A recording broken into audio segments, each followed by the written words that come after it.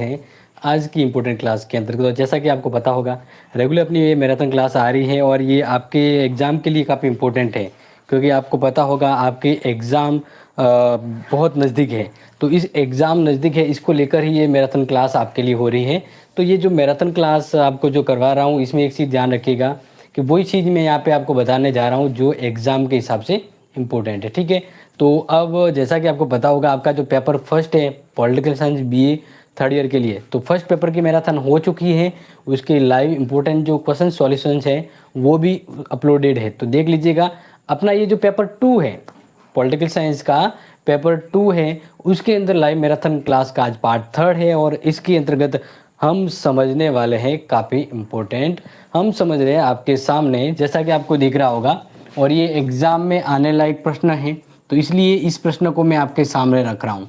प्रश्न क्या है देख लीजिए कि लोक प्रशासन के अध्ययन की पद्धति एवं उपागम, लोक प्रशासन के अध्ययन की पद्धति एवं उपागम के बारे में बताइए। तो ये प्रश्न आएगा। उपागम का मतलब होता है एक तरीका। उपागम का मतलब क्या होता है? एक तरीका होता है। तो बिल्कुल आप यहाँ पर ध्यान रखिएगा कि उपागम का मतलब तरीका होता है। तो अपने जिस तरह से राजनीति विज्ञान को पढ़ने के अलग अलग पद्धति, मेथड और तरीके थे, वैसे ही लोक प्रशासन को पढ़ने के लिए उसके अलग मेथड, अलग उपागम या दृष्टिकोण होते हैं। तो अब यहाँ पर मैं आपको समझाना चाहूँगा कि लोक प्रशासन के अध्ययन की पद्धति और उपागम के बारे में। तो जैसा कि आपको मैं पहले से नोट कर लिया ताकि आप समझ जाएं कि ज्ञान प्राप्त करने की दो ही मतलब तरीके होते हैं। एक तो होता आगमनात्मक तरीका, एक होता निगमनात्मक, यानी विशिष्ट सामान्य की ओर। ये तो आगमनात्मक तरीका होता है, निगमनात्मक। और आगमनात्मक जो तरीका होता है वो होता है सामान्य से, मतलब विशिष्ट सामान्य की ओर। अब यहाँ पर मैं एक चीज़ आपको बताऊंगा, ये इतना इंपॉर्टेंट नहीं जितना इंपॉर्टेंट मैं अब बता रहा हूँ, कि किसी भी सब्जेक्ट को समझने के नज़रिए होते हैं। किसी भी सब्जेक्ट को समझने के क्या होते हैं? नज़रिए, यानी नज़रिए को कहते हैं हम दृष्टिकोण। क्या कहते हैं? दृष्टिकोण। तो किसी भी विषय को समझने का हमारा नज़रिया होता है, और ये जो नज़रिया है, ठीक है ना, ये जो मैं आपको बता रहा हूँ, यही जो नज़रिया है उसी को उपागम कहा जाता है। क्या कहा जाता है? उपागम। तो उपागम को ही मतलब नज़रिया या दृष्टिकोण कहा जाता है, और ये दृष्टिकोण आगे जाकर क्या बनता है? सिद्धांत बनता है। क्या बनता है? सिद्धांत, यानी स्थायी विचार। क्या बनता है? स्थायी विचार। तो अब देख लीजिए, यहाँ पर मैं आपको जो समझा रहा हूँ वो सिंपल दिया हुआ है कि अगर हमें राजनीति विज्ञान को समझना है, हमें राजनीति विज्ञान का नहीं, हम बात करें कि अपने सबसे ज़रूरी जो चीज़ समझनी है वो ये है कि उपागम क्या है। तो उपागम को समझना है तो सबसे पहले समझना सिद्धांत। तो किसी भी विषय का कुछ सिद्धांत होते हैं, और वह सिद्धांत हमें समझना होता है, उस सिद्धांत को एक दृष्टिकोण मिलता है, और यही दृष्टिकोण उपागम कहलाता है। तो लोक प्रशासन के अलग अलग उपागम होते हैं। लोक प्रशासन के क्या होते हैं? उपागम होते हैं। तो ये जो उपागम के बारे में आपको बताऊं, तो उसमें ध्यान रखिएगा कि लोक प्रशासन के अलग अलग उपागम या अलग अलग नजरिए हैं। तो वर्तमान की बात करें तो लोक प्रशासन के 3 उपागम हैं या नजरिए हैं, और 3 उपागम या नजरिए में अलग अलग पद्धतियां हैं। तो ये जो प्रश्न आएगा आपके, ये बड़ा प्रश्न आने वाला है। क्या आने वाला है? बड़ा प्रश्न आने वाला है। तो बिल्कुल इसलिए मैं आपसे यही कहना चाहूँगा कि ये जो बड़ा प्रश्न आने वाला है, तो प्लीज़ आप इसको याद कर लीजिएगा। मैं आपको जो समझा रहा हूँ एग्ज़ाम के हिसाब से इम्पोर्टेंट है, इसलिए ये बड़ा प्रश्न है कि लोक प्रशासन के अध्ययन के उपागम कौन कौन से? परंपरागत, व्यवहारवादी और व्यवस्था दृष्टिकोण। फिर इसकी पद्धतियाँ कौन सी है? तो परंपरागत के अंदर ऐतिहासिक, कानूनी, विषय और वैज्ञानिक। व्यवहारवादी में मनोवैज्ञानिक, केस और सांख्यिकी, और व्यवस्था दृष्टिकोण। तो बिल्कुल मैं आपको ये समझा रहा हूँ, और इसलिए आप इसको थोड़ा सा समझ जाइएगा, और ये इम्पोर्टेंट है तो इसको लर्न भी कीजिएगा, क्योंकि एग्जाम के हिसाब से ये काफ़ी इम्पोर्टेंट होता है, ठीक है। तो अब जैसे कि मैं आपको आगे बताऊं, तो ये चीज़ आप अभी समझ चुके होंगे। अगर ये चीज़ आप समझ चुके हैं तो मैं आपको लेके चलता हूं इसके पूरे फोकस, यानी इसके ऊपर, कि भाई अपने ये एग्ज़ाम के लिए जो ये क्लास इंपॉर्टेंट है, इसमें ये दृष्टिकोण क्या क्या है, क्योंकि ये प्रश्न आपके लिए बड़ा प्रश्न आएगा, ये प्रश्न आपके लिए बड़ा प्रश्न आएगा। तो ये जो बड़ा प्रश्न आ रहा है इसलिए आपको इसके पूरे पूरे नंबर लाने हैं। तो मैं आपको पहले तो आप क्या करेंगे, जब क्वेश्चन से लिखते हैं, क्वेश्चन का मतलब आंसर लिखते हैं, तो उसके लिए आपको सबसे पहले क्या करना होता है कि पहले जैसे मान लीजिए बड़ा प्रश्न है, तो इस बड़े प्रश्न को लिखने से पहले ही उनकी जो आप समझाने वाले हैं पॉइंट, वो पॉइंट यहाँ पे लिख दीजिए, क्योंकि ये पॉइंट कहीं ना कहीं आपको हेल्प करेंगे, कहीं ना कहीं क्या करेंगे, आपको हेल्प करेंगे। तो इसलिए आप इस पॉइंटों को अच्छे से समझ जाइए और ये पॉइंट ही आपके एग्जाम के लिए इंपॉर्टेंट होंगे। तो बिल्कुल मैं यहाँ पे आपको जो समझा रहा हूँ इसी पॉइंट को आपको और आगे से समझना है, ध्यान रखना है। तो चलो अब ज़्यादा टाइम वेस्ट ना करते हैं, आपने अभी तक समझ लिया होगा कि मैं आपको अभी क्या समझाने वाला हूँ। तो बिल्कुल अब टॉपिक पे बढ़ते हैं और आपके सामने जो चीज़ है उसको मैं समझाने वाला हूँ।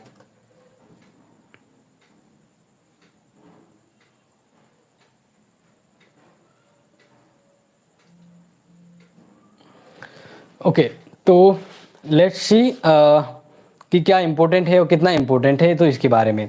तो जैसा कि मैंने आपको बताया था और पहले भी बताया था, वापस बता रहा हूँ कि ये एग्ज़ाम के हिसाब से इम्पोर्टेंट है। अब यहाँ पर देखिए, लोक प्रशासन के अध्ययन का वो तरीका जिसमें लोक प्रशासन के परंपरागत दृष्टिकोण को देखा जाता था, या हम ऐसा कहें कि पहले के समय क्या होता था कि अगर कोई एक लोक प्रशासन के अंतर्गत हमें समझना है तो हम ये समझ देते हैं कि एक लोक प्रशासन संस्था में चलती है। यानी लोक प्रशासन क्या है, लोगों के लिए सेवा करना। तो ये कौन करते हैं, सरकारी प्रशासन करता है।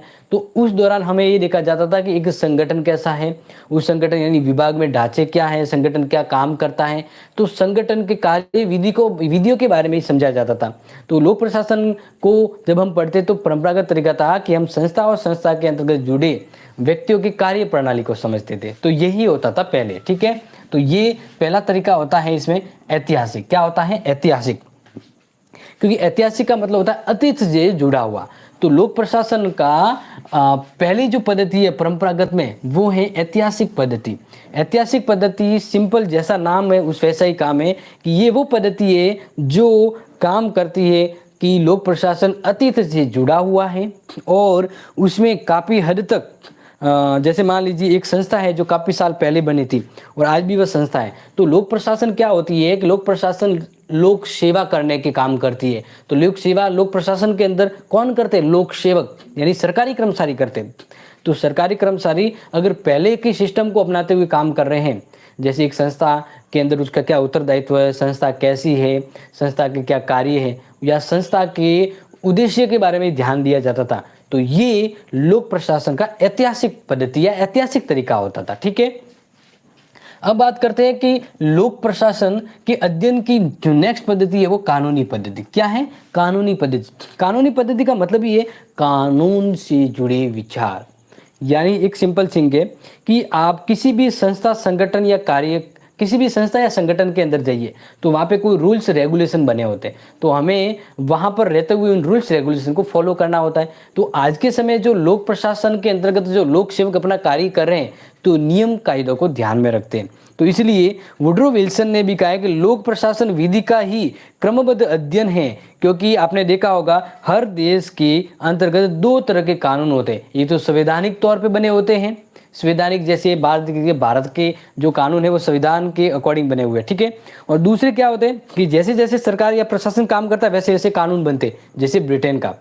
तो अब यहाँ पर मैं आपको वही समझाने वाला था कि संवैधानिक कानून का मौलिक जो ध्येय होता है कि सरकार के तीनों जो अंग होते हैं वो कानूनी प्रावधान के अंतर्गत काम करते हैं।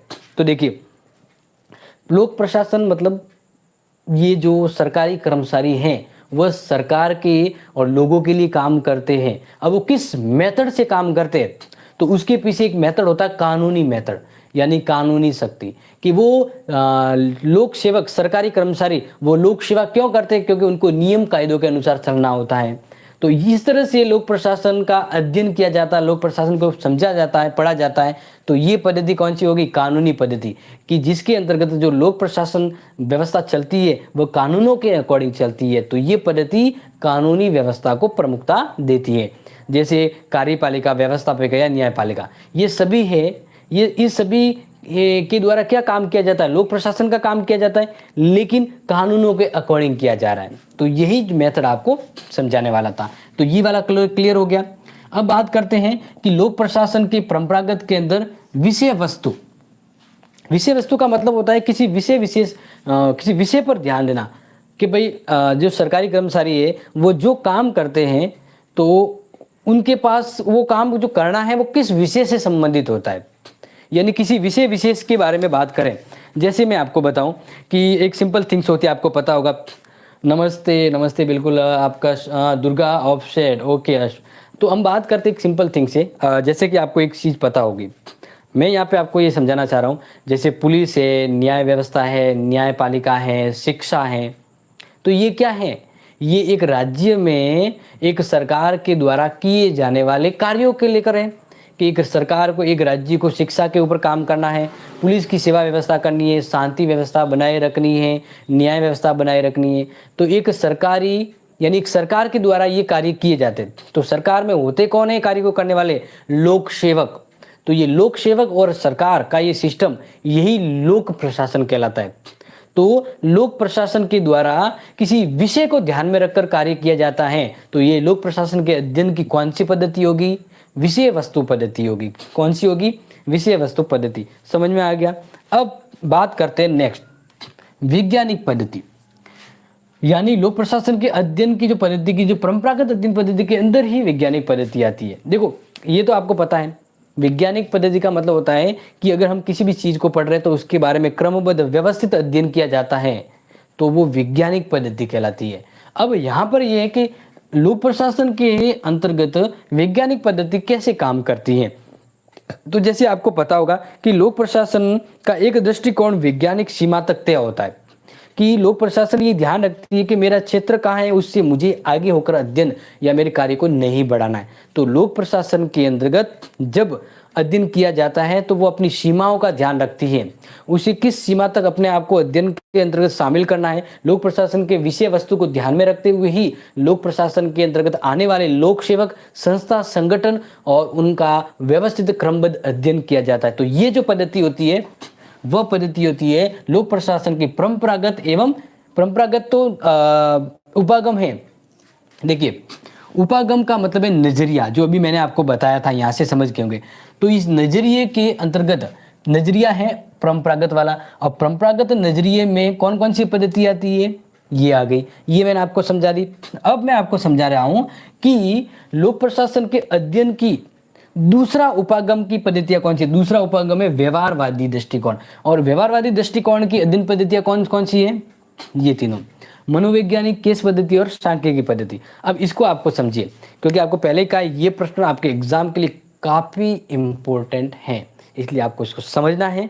और अगर नहीं समझ आ रहा तो आप बिल्कुल कमेंट कर सकते हैं कि सर ये चीज़ आप बताई तो दी लेकिन समझ नहीं आई, यानी ये क्लास आपकी है, तो आपको जो समझ में नहीं आ रहा है कमेंट कर सकते हैं, ठीक है, कोई दिक्कत नहीं है। अगर नहीं आ रहा है तो बिल्कुल आप पूछ सकते हैं, लेकिन पढ़ना जरूर है, अच्छे से पढ़िए, और कुछ कंफ्यूजन या कोई दिक्कत है तो आप पूछ सकते हैं। तो बात करते हैं कि व्यवहारवादी नजरिया, यानी लोक प्रशासन के अंतर्गत बात करते हैं कि भाई लोक प्रशासन के अंतर्गत ये व्यवहारवादी नजरिया कब से अपनाया गया। व्यवहारवादी नजरिया तो सेकेंड वर्ल्ड वॉर के बाद, यानी दूसरा जो विश्व युद्ध हुआ था, उस दूसरे विश्व युद्ध के बाद हर देश की, मतलब देश की हर संस्थाओं में या हर गतिविधि में या देश की राजनीतिक, आर्थिक, सामाजिक या नैतिक हर तरह की परिस्थितियों में बदलाव आया। ओके डियर स्टूडेंट, थोड़ा कोई टेक्निकल मिस्टेक हो गया था तो मैं वापस आपके सामने हाजिर हूँ, क्योंकि टेक्निकल चीज़ें यानी जो इंस्ट्रूमेंट होते हैं वो कहीं ना कहीं क्या है दिक्कत कर देते हैं। तो इसी दिक्कत को अब क्लियर कर दिया है और आपके सामने मैं हाजिर हो गया हूँ पुनः। तो जैसा कि आपको पता है, मैं आपको समझा रहा था लोक प्रशासन के अंतर्गत उसकी अध्ययन पद्धतियों को, ठीक है। तो लोक प्रशासन के अंतर्गत अध्ययन पद्धतियों को समझा रहा था, तो अब मैं समझा रहा हूँ व्यवहारवादी दृष्टिकोण। व्यवहारवादी यानी अब लोक प्रशासन के अंतर्गत या लोक प्रशासन को पढ़ने के दौरान हमें लोगों के व्यवहारों को पढ़ना होता है। किसको पढ़ना होता है? व्यवहारों को पढ़ना होता है। Radhika, hello, welcome dear. तो अब मैं आपको यही समझा रहा था कि लोक प्रशासन में वर्तमान में व्यवहारों को प्रमुखता दी जाती है कि भाई लोक प्रशासन के अंतर्गत कौन होते हैं? लोक सेवक होते हैं। अब लोक सेवक कौन है? यानी ये सरकारी कर्मचारी जो किसी विभाग में काम करते हैं और जो आगे किसी विभाग के प्रमुख या मंत्री से ऑर्डर लेते हैं, तो वे लोक सेवक हैं। अब वो जो काम करते हैं या जो प्रभारी जो काम करते हैं, ये पूरा प्रशासन जो काम करता है वह लोगों के व्यवहारों को ध्यान में रखकर काम करता है। यानी आज के समय लोक प्रशासन है वह ज़्यादा व्यवहारवादी हो गई है, ज़्यादा रियलिटी वाली होगी, एक्चुअल कि भाई लोगों को क्या चाहिए उसी अकॉर्डिंग सरकार को व्यवहार करना चाहिए। तो ये पद्धति क्या हो गई, व्यवहारवादी। तो इसके अंतर्गत लोगों के मन की बात जानी जाती है, लोगों के मन और व्यवहार को जाना जाता है। और लोक प्रशासन तभी सफल होता है जब वो वर्तमान समय के लोगों की मानसिकताओं को समझते हुए अपनी प्रशासनिक व्यवस्था को चलाए।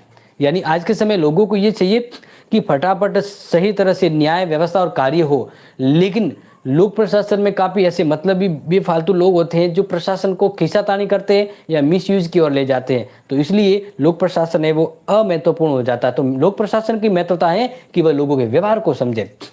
बिल्कुल यहाँ पे राधिका जी कह रही है कि हिस्ट्री पढ़ाइए। बिल्कुल हिस्ट्री की क्लास आपकी सेकेंड ईयर की अगर आप कह रहे हैं तो वो 20 से होगी, 20 तारीख से होगी, ठीक है। तो ये वाला समझ में आ गया। अब लोक प्रशासन का दूसरा जो व्यवहारवादी के अंदर पद्धति जो मेथड है वो केस पद्धति। केस पद्धति का मतलब क्या होता है कि आपने कई बार देखा होगा कि किसी भी चीज़ को समझने के लिए पहले उसकी केस स्टडी की जाती है, यानी उसके पीछे क्या घटना है वो समझी जाती है कि भाई ये क्यों हो रहा है और किस लिए हो रहा है, तो वो समझना जरूरी होता है। तो इसलिए यहाँ पर मैं आपको केस स्टडी का मतलब होता है कि लोक प्रशासन के सामने क्या समस्या आई है, उस समस्या को अध्ययन किया जाता है, उस समस्या के पीछे की वजह जानी जाती है, उस समस्या का समाधान किया जाता है। तो इस तरह से लोक प्रशासन का अध्ययन किया जाता है। तो ये तरीका कौन सा हो गया, व्यवहारवादी, और मेथड कौन सा हो गया, केस पद्धति होगी। कौन सी होगी, केस पद्धति। फिर है सांख्यिकी पद्धति। देखो व्यवहारवाद में आंकड़े भी होते हैं कि आज के समय लोक प्रशासन के अंतर्गत एक लोक प्रशासनिक व्यवस्था जो संचालित हो रही है, कितने लोग खुश हैं, कितने लोग खुश नहीं हैं। लोक प्रशासन की सफलता असफलता का डिसीजन आंकड़ों पर डिसाइड होता है, यानी संख्या पर। तो लोक प्रशासन में वर्तमान में अध्ययन पद्धति में आंकड़े शामिल किए जाते हैं कि भाई एक संगठन को चलाने के लिए कितने लोग चाहिए, कम लोग अच्छा काम करेंगे या ज़्यादा लोग। जैसे एक ऑफिस होता है, ऑफिस में 10 लोग सही से काम करेंगे या 20 लोगों की ज़रूरत है या 20 लोगों के तो फालतू तो नहीं। या फिर हम बात करें कि फलाने समय में यानी 2000 बात करें 2 में एक ऑफिस में इतने काम करते थे कर्मचारी, आज इतने करे फिर भी अच्छा काम क्यों नहीं हो रहा है। तो आज के समय जो लोक प्रशासन ज़्यादा व्यवहारिक हो गई है और वह अपने कार्यों को अच्छे से करने के लिए सांख्यिकी पद्धति का भी यूज करती है। तो इस तरह से आपको समझ में आ गया होगा। ये मैंने आपको समझाया है लोक प्रशासन के अध्ययन की पद्धति और उपागम। उपागम तो होता है ये नजरिया यानी उपागम, और इसकी पद्धतियां मैंने आपके सामने लिखी है एग्जाम के हिसाब से, ठीक है। आगे बात करते हैं व्यवस्था दृष्टिकोण क्या होता है। तो व्यवस्था दृष्टिकोण के बारे में आपके साथ प्रश्न आए होंगे, फिर भी मैं आपको बता देता हूं कि व्यवस्था दृष्टिकोण का मतलब होता है कि लोक प्रशासन अपने आप में एक मैनेजमेंट सब्जेक्ट है। क्या है, प्रबंधनात्मक। लोक प्रशासन अपने आप में क्या एक मैनेजमेंट ही तो है। क्यों, क्योंकि आपको पता है जैसे एक सरकार होती है, ठीक है, सरकार को कार्य करने होती है। तो सरकार जब कार्य करती है तो वो अलग अलग विभाग को अलग अलग कार्य देती है, ठीक है। यानी विभाग, एक मंत्री की अंडर में एक विभाग दिया जाता है, तो विभाग मंत्री है वह उस विभाग का कार्य किसके जरिए करता है, लोक सेवकों के जरिए। किसके जरिए काम करता है वो, लोक सेवकों। अब ये लोक सेवक कौन होते हैं, लोक सेवक होते हैं गवर्नमेंट सर्वेंट। कौन होते हैं, गवर्नमेंट सर्वेंट होते हैं। तो इस तरह से ये पूरा सिस्टम जिसमें मंत्री कंट्रोल रखते हैं लोक सेवकों पर यानी कर्मचारियों पर, और कर्मचारी जूनियर सीनियर क्लर्क बाबू लिपिक वगैरह ये होते हैं। तो ये पूरा सिस्टम एक व्यवस्थित तौर से चलता है, और ये पूरे सिस्टम को चलाने के लिए मैनेजमेंट प्रबंध की जरूरत होती है। और ये प्रबंध क्यों किया जाता है, ये प्रबंध इसलिए किया जाता है क्योंकि लोक यानी लोगों के लिए प्रशासन चलाना है। तो लोक प्रशासन क्या हुआ, एक तरह से प्रबंध हुआ, एक मैनेजमेंट हुआ जो सरकारी कार्य के प्रबंध को एक व्यवस्थित रूप में लाने के लिए लोक प्रशासन का यूज करते। तो ये आपको समझ में आ गया होगा। बीपी इंडियन कह रहे सर ये सेकंड ईयर की भी कुछ करो, ये तो तैयार है सर, सेकंड पेपर का भी कुछ करो। सेकंड ईयर का कह रहे हैं या सेकंड पेपर का कह रहे हैं। अगर अब आप कहें कि ये थर्ड ईयर पॉलिटिकल साइंस का पेपर 2 है, ठीक है। और शीतल शुभम कह रहे हैं कि सेकंड ईयर की हिस्ट्री की क्लास कब होगी। देखो होने वाली तो थी, लेकिन वो सर की क्या ना कुछ फैमिली टर्म्स इशू की वजह से वो क्लास है वो डिले कर दी। वैसे आपको पता होगा कि सेकंड ईयर वालों का जो एग्जाम है वो 25 को है, तो सर ने अब कमिटमेंट कर दिया कि हम आपके 20, यानी सर ने हिस्ट्री वाले सर ने कहा कि हम 20 तारीख के आसपास आपके सामने आएंगे, तो 20 से 25 तक आपको हिस्ट्री की तो पूरी तैयारी करवा देंगे सर, जो भी बताएंगे वो आएंगे। लेकिन इससे पहले आपका एक उत्तरदायित्व बनता है कि 20 तारीख से पहले पहले एक बार आप हिस्ट्री को पढ़ लीजिए, और उसके इंपॉर्टेंट प्रश्न मैं आपको दे रहा हूं, वो एक बार पढ़ लीजिएगा, फिर सर की क्लास आएगी तब आप आ जाइएगा, ठीक है। हाँ, बीए थर्ड ईयर का फर्स्ट पेपर, तो बीपी इंडियन में आपको कहना चाहूँगा कि अपने बीए थर्ड ईयर का जो फर्स्ट पेपर है ना, वो मैंने मैराथन क्लास करवा दी है, मैराथन क्लास करवा दी है, ठीक है। अब जैसे ही एग्जाम आपके एकदम नज़दीक आएंगे, जैसे 25 को एग्जाम है तो 23 को वापस मैं पूरा पेपर एक दिन पूरा करवा दूंगा, लेकिन उससे पहले मैंने मैराथन जो करवा दी है वो आप इस चैनल के प्लेलिस्ट में जाइए और बीए थर्ड ईयर की मैराथन क्लास देख लीजिए। तो वहाँ पर पेपर फर्स्ट की 4 मैराथन क्लास ली हुई, यानी पूरा पेपर मैंने करवा दिया है, ठीक है। तो आप वहाँ पे देख सकते हैं, और वो आप ऐसा करें कि आप वो जब समय मिले तब देखें। अब मैं लाइव हूँ तो आप ये सेकंड पेपर अभी भी साथ साथ में पढ़ सकते हैं। तो इस तरह से वर्तमान समय में लोक प्रशासन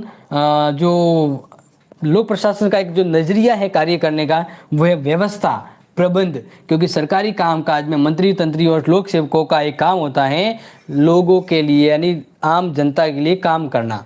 तो ये काम करने के लिए प्रशासन मैनेजमेंट करना पड़ता है, तो मैनेजमेंट कौन करेंगे, लोक सेवक करेंगे, तो इसीलिए लोक प्रशासन। तो वर्तमान दृष्टिकोण, वर्तमान नजरिया है प्रशासन।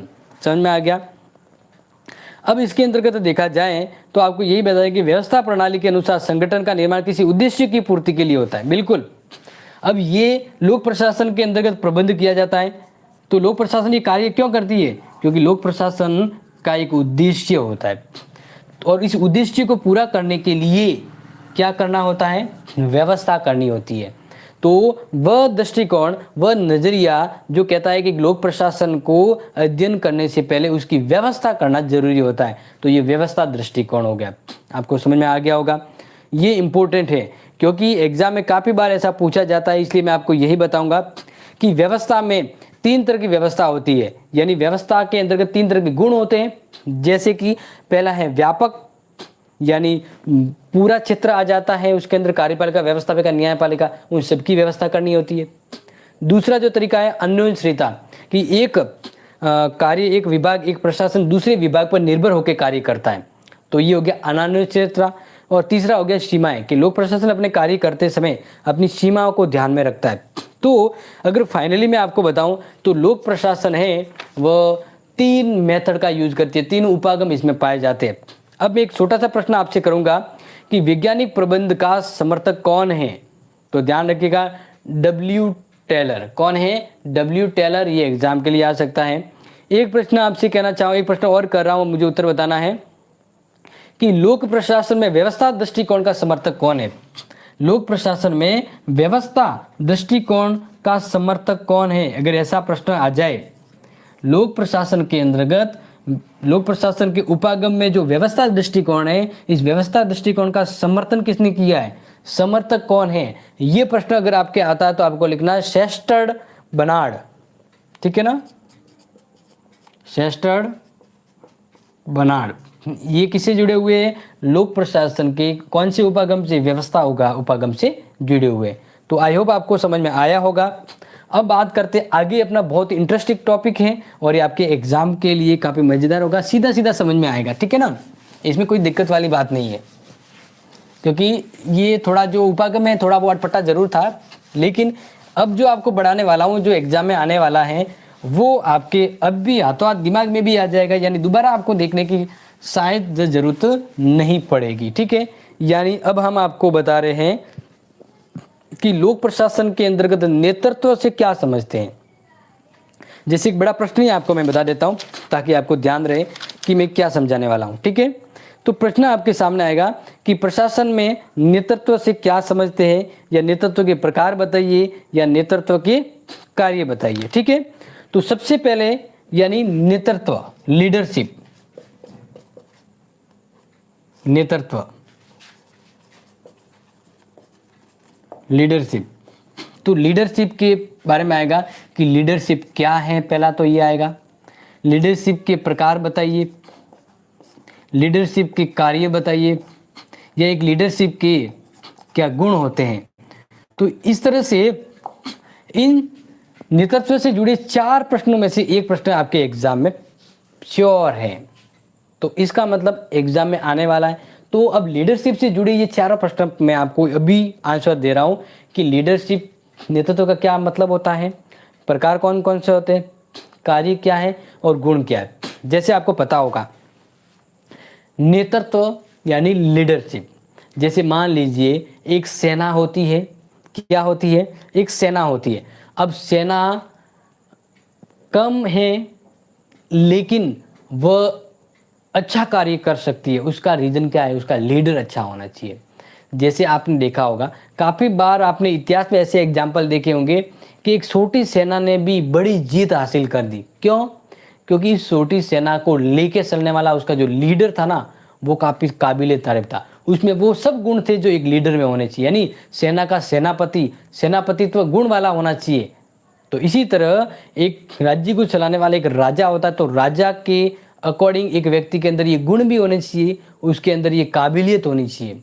तो लोग, अब मैं ये क्यों बता रहा हूँ नेतृत्व का अपने एग्जाम से क्या मतलब है, तो सिंपल थिंग्स है कि आपको ये जो मैं सब्जेक्ट पढ़ा रहा हूँ, ये सब्जेक्ट कौन सी है, लोक प्रशासन है। कौन सी है, लोक प्रशासन।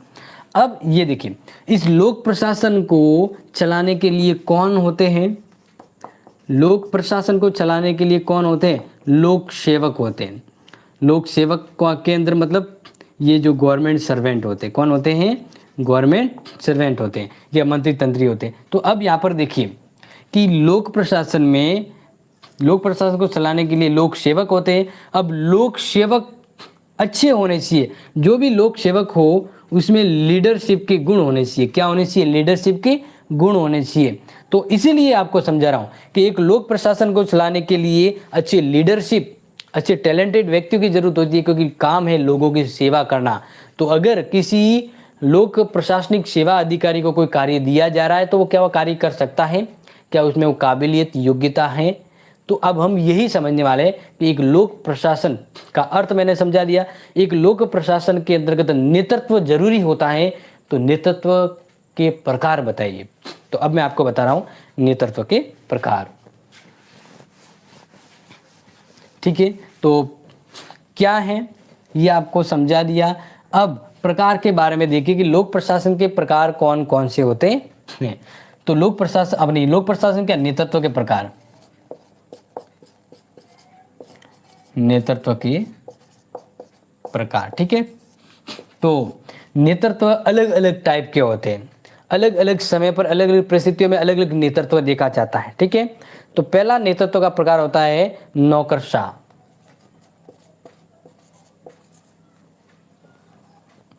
नौकरशाह, नौकरशाह का मतलब आप समझ गए होंगे, यानी ब्यूरोक्रेट।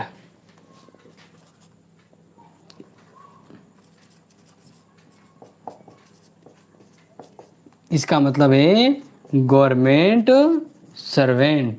कौन, गवर्नमेंट सर्वेंट। अब देखिए नेतृत्व के अलग अलग प्रकार होते हैं। एक तो आपने देखा होगा कि सरकारी कर्मचारी जो काम करते हैं उनमें नेतृत्व के गुण कैसे होते हैं। जैसे मान लीजिए एक कलेक्टर ऑफिस होता है, तो उस कलेक्टर ऑफिस में लीडर कौन होता है, कलेक्टर होता है। एक मान लीजिए शिक्षा विभाग का एक कार्यालय है, जैसे माध्यमिक शिक्षा बोर्ड, तो माध्यमिक शिक्षा बोर्ड के टॉप पे जो बैठा है वो लीडर होता है, क्योंकि उसको विभिन्न अधिकारियों को मैनेज करना है, उनको कार्य देना है, उनसे कार्य लेना है। एक काबिलियत होती है, एक लीडरशिप की काबिलियत होती है कि लोगों से वो काम करवाए और काम निकलवाए। तो जो सबसे किसी विभाग पे जो टॉप पे बैठा हुआ है उसको टॉप पे होने के लिए उसके पास गुण लीडरशिप होनी चाहिए। तो इस तरह से नौकरशाह नेतृत्व के प्रकार क्या होते हैं, एक तो होती है नौकरशाह के अंदर यानी सरकारी कर्मचारियों में ऑफिस में जो मेन अधिकारी होता है, तो एक तो उसमें लीडरशिप के गुण होते हैं, यानी एक तो वो प्रकार हो गया। बात करते हैं दूसरा नेतृत्व का, जो दूसरा प्रकार है। ठीक है, दूसरा प्रकार मैं आपको समझाऊं, नोट करना है कि दूसरा प्रकार है तानाशाह। तानाशाह या हम कहें अधिनायक, क्या कहें, अधिनायक। जैसे आपने देखा होगा हिटलर है, मुसोलिन है, नेपोलियन है, तो उन्होंने अपने दम पर, अकेले के दम पर एक राज्य को बनाया, एक शासन व्यवस्था को बनाया, एक राज्य को चलाया। तो एक व्यक्ति अपनी काबिलियत के दम पर पूरे राज्य को चला सकता है, पूरे राज्य की प्रशासनिक व्यवस्था को शक्तिशाली, कमजोर या एक योग्य बना सकता है।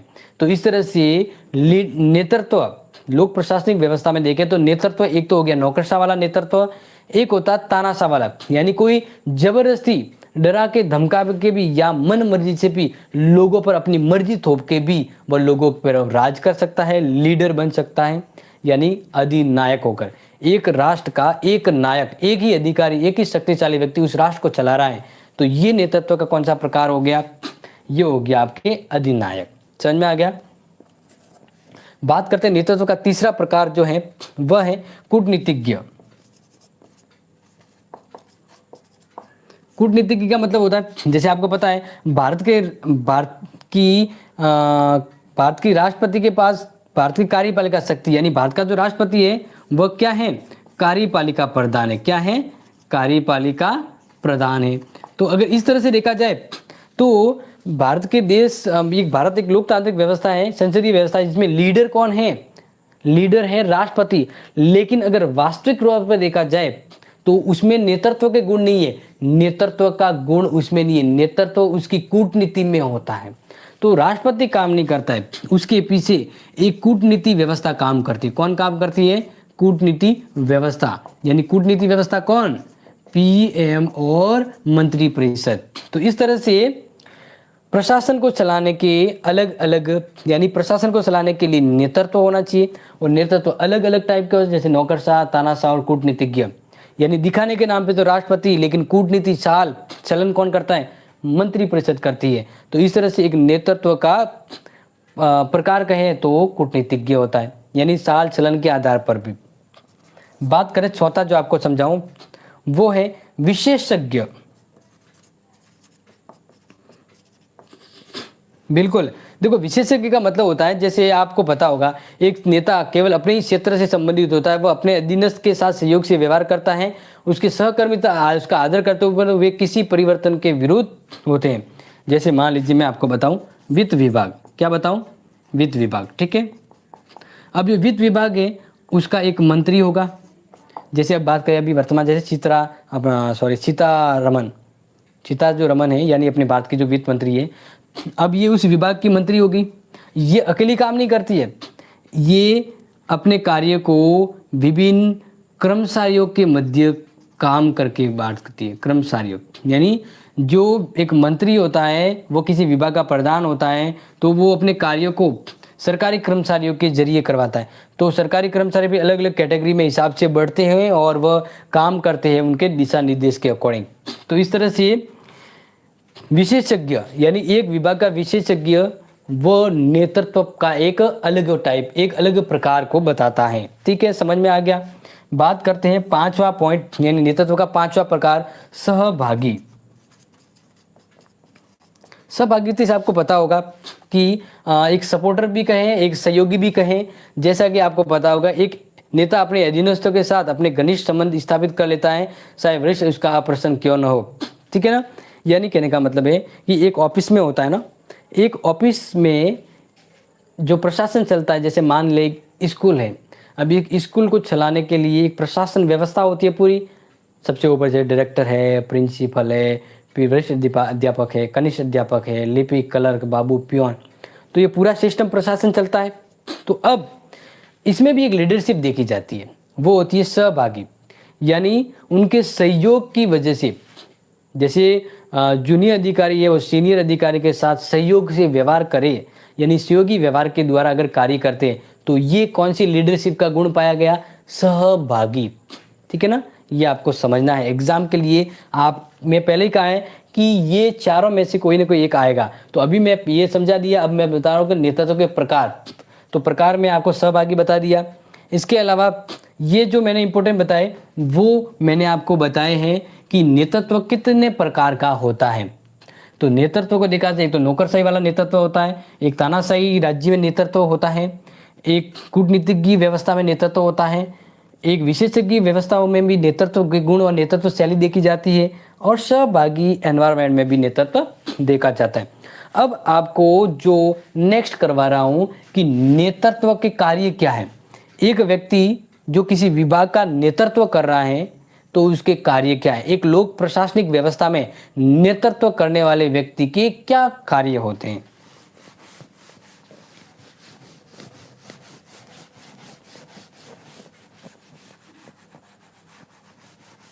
ठीक है, तो समझिए नेतृत्व की अगर बात करते हैं तो नेतृत्व के कार्यों की मैं आपको बता रहा हूं। ठीक है, कि नेतृत्व के अंतर्गत क्या कार्य होते हैं, यानी सिंपल थिंग्स है कि नेतृत्व के कार्य के संबंध में विद्वानों में मतभेद जरूर हैं, लेकिन कुछ मैं पॉइंट आपको बताऊंगा कि एक नेतृत्वशील व्यक्ति के पास क्या कार्य होते हैं। ठीक है,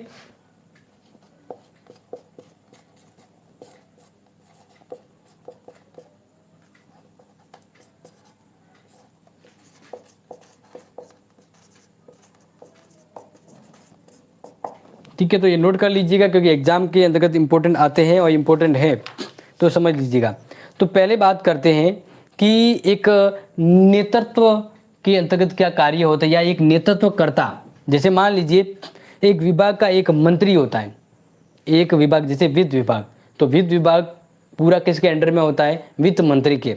तो वित्त मंत्री एक उस विभाग का नेतृत्व कर रहा है, तो वो क्या कार्य करता है। या किसी शिक्षा विभाग का एक कोई अधिकारी होता है, सुपरवाइजर या बड़ा अधिकारी, तो वह अपने इस विभाग को चलाने के लिए किस किस तरह के कार्य करता है। तो राउंड अप में मैं कुछ कार्य आपको बताऊंगा।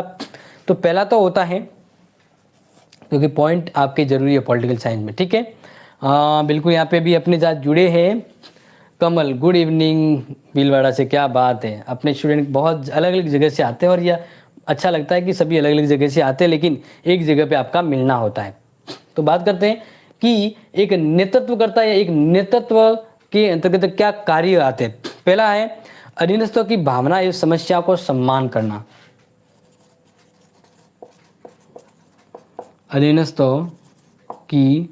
अधीनस्थ का मैं कहने का मतलब एक तो सीनियर अधिकारी होता है, एक जूनियर अधिकारी होता है। तो सीनियर अधिकारी को जूनियर अधिकारियों की समस्याओं, कार्यों को, उनकी भावना को समझना है, तभी तो काम अच्छे से होता है।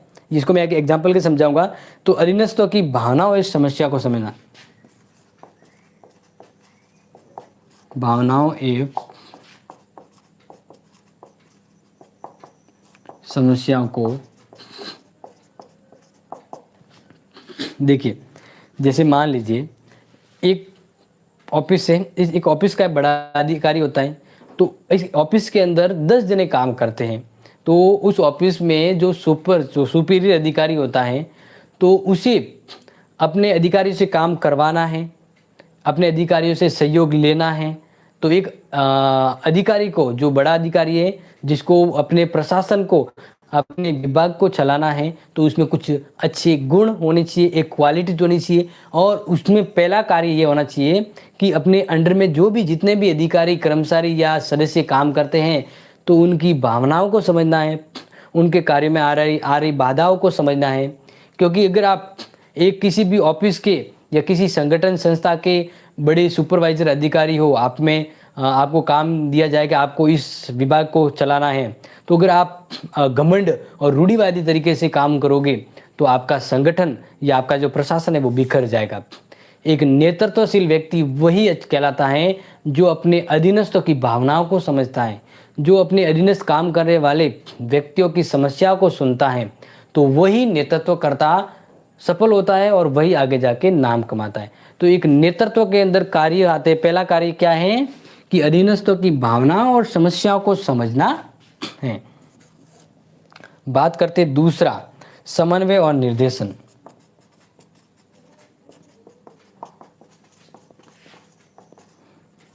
बिल्कुल, समन्वय। जैसे एक ऑफिस होता है, जैसे एक स्कूल है। अब एक स्कूल को चलाना है तो प्रिंसिपल का काम होता है। अब एक स्कूल में वरिष्ठ अध्यापक है, कनिष्ठ अध्यापक है, कर्मचारी लिपिक वगैरह हैं। तो एक जो प्रिंसिपल होता है, जो प्रधानाचार्य होता है, वह उस स्कूल को, प्रशासन को चलाने वाला महत्वपूर्ण अधिकारी होता है, वो एक लीडरशिप वाला होता है। तो उसे अपने विभिन्न कर्मचारियों के मध्य समन्वय बैठाना, तालमेल बैठाना है और समय समय पर उनको निर्देश, गाइडलाइन और ऑर्डर देना है। तो ये काम होते हैं एक नेतृत्वकर्ता या एक नेतृत्व के।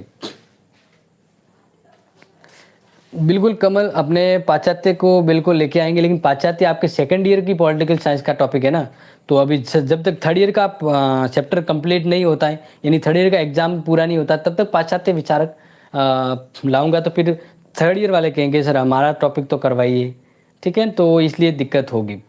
बिल्कुल हम समझ गए कमल, आपके लिए ही ये टॉपिक है। लेकिन फिलहाल क्या है कि अभी जिसका एग्जाम, आप टेंशन मत लीजिए, आपके पाश्चात्य विचारक हो या फिर तुलनात्मक राजनीति हो, मैं आपके हर एक पॉइंट को क्लियर करवाऊंगा। आप अपनी तैयारी करते रहिए, लेकिन आपकी तैयारी को 100% अच्छा बनाने के लिए मैं आपके साथ जुड़ा हुआ हूँ। आपके एग्जाम से पहले आपके पाश्चात्य विचारकों को और उससे भी ज़्यादा आपके हर टॉपिक को क्लियर करूँगा, ठीक है। ओके, आप कह रहे हैं आप एमडीएस से हैं। अरे तेरे, हाँ एमडीएस में ये थर्ड ईयर में टॉपिक है क्या?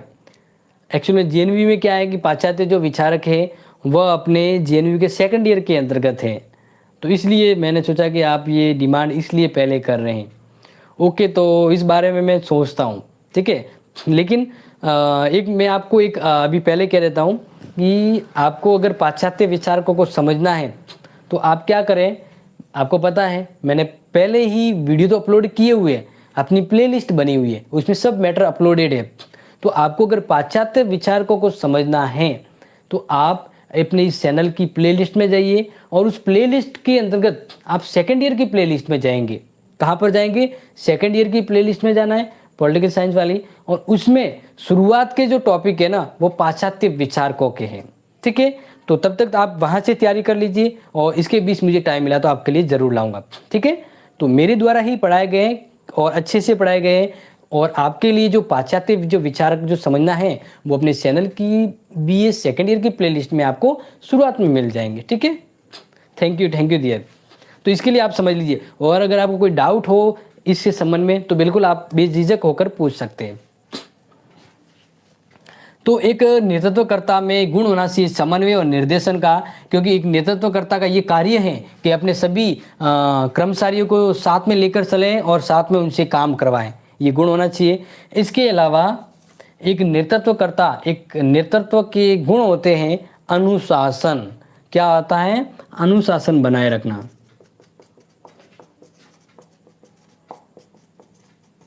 बिल्कुल, ये तो होता ही है।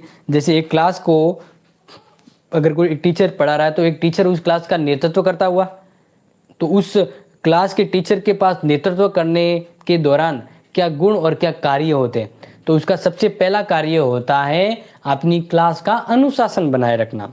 तो इस लोकतंत्र में लोक प्रशासन को चलाने के लिए जो भी कर्मचारी गण या लोक सेवक है उनका पहला कार्य होता है अनुशासन बनाए रखना। कमल, आपको प्लेलिस्ट मिल गई, क्या बात है। बिल्कुल आपको प्लेलिस्ट मिल, इसका आपको मतलब वेट करे थे आपने। अगर पहले बता दिया होता कि मैं एमडीएस से वो और ये अगर थोड़ा सिलेबस आगे पीछे, तो मैं आपको उस दिन ही बता देता आपकी प्लेलिस्ट, ठीक है। तो बिल्कुल अब आपकी प्लेलिस्ट बनी हुई है।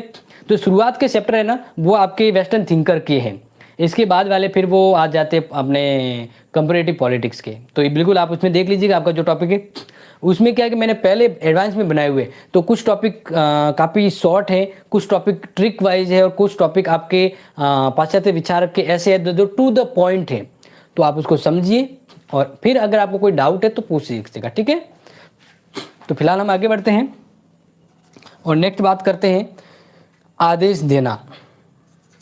एक नेतृत्व का काम होता है आदेश देना। बिल्कुल, एक नेतृत्व का काम ये होता है, जैसे एक मंत्री होता है तो वो उनके विभाग के अंदर आने वाले कार्य कर्मचारियों को आदेश देता है, और ये आदेश ऊपर से नीचे की ओर दिए जाते हैं, और आदेश ऐसे होने चाहिए जो माने जाएं।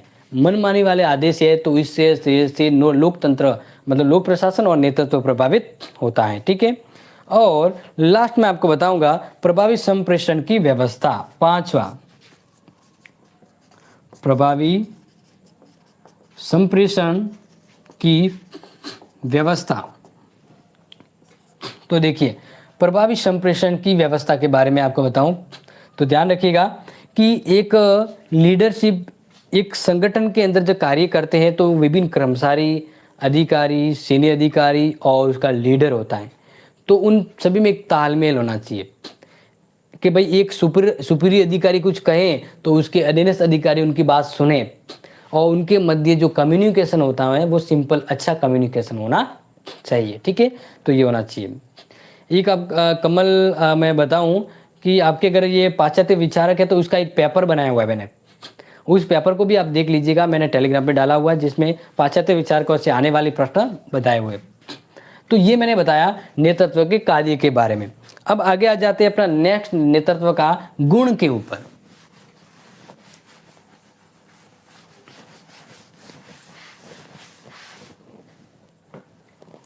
नेतृत्व के गुण।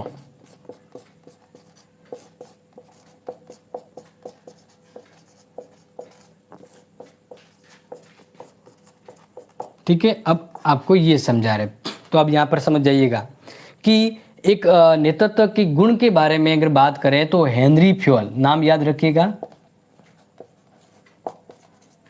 हेनरी फ्योल ने नेतृत्व के गुण के बारे में बताया।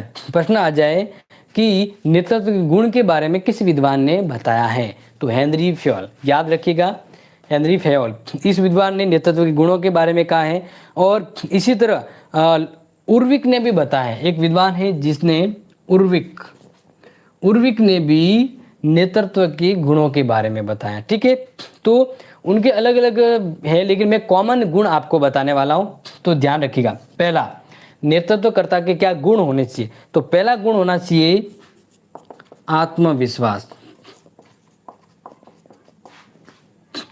एक नेतृत्वकर्ता, एक लीडर, एक नेता जो होता है वह पूरी टीम को लेकर चलता है, या एक क्रिकेट टीम का एक कैप्टन जो होता है वह उस पूरी लीग को लेकर चलता है। जैसे आईपीएल का मैच हो रहा है तो आईपीएल में सभी खिलाड़ी अच्छा प्रदर्शन करेंगे, किसको क्या टाइमिंग पे बैटिंग बॉलिंग देना है ये कौन डिसाइड करता है, कैप्टन।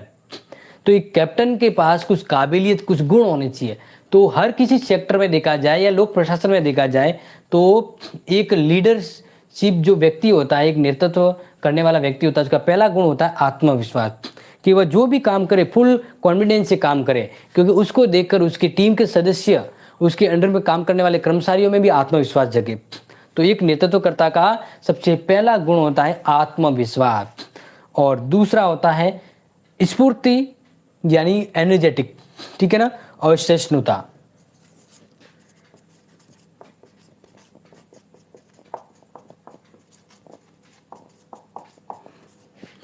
स्फूर्ति, आप देखते हैं ना, कभी काफी बार देखा होगा, अगर आप जिस टीम में काम करते हैं उस टीम का लीडर लंजू पंजू आलसी ढंग का हो तो उसकी टीम अच्छा काम करेगी क्या, नहीं कर सकती है।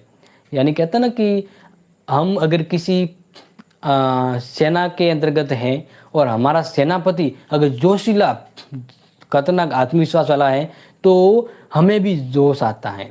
यानी आपकी सफलता असफलता डिसाइड करती है कि आपका नेतृत्व कौन कर रहा है। एक लोक प्रशासन को चलाने के लिए उसको नेतृत्व करने वाला कौन है, उसके अंदर क्या गुण है, तो उसके अंदर सफल गुण की बात करें तो उसके अंदर स्फूर्ति, एक एक्टिवनेस होनी चाहिए। इसके अलावा उसमें सहिष्णुता होनी चाहिए, संयम, कि भाई अगर कोई छोटा अधिकारी कुछ बात कह दे तो हाथों हाथ कुछ तू तड़ाका बोलना करना या माहौल नहीं बिगड़ना है। एक नेतृत्व करना व्यक्ति के पास सहिष्णुता होनी चाहिए, ठीक है ना, संयम की व्यवस्था होनी चाहिए। तीसरे गुण की बात करें तो तीसरे गुण के बारे में जो इंपॉर्टेंट है उसको ध्यान में रखते हुए तो वो है संप्रेषण की योग्यता।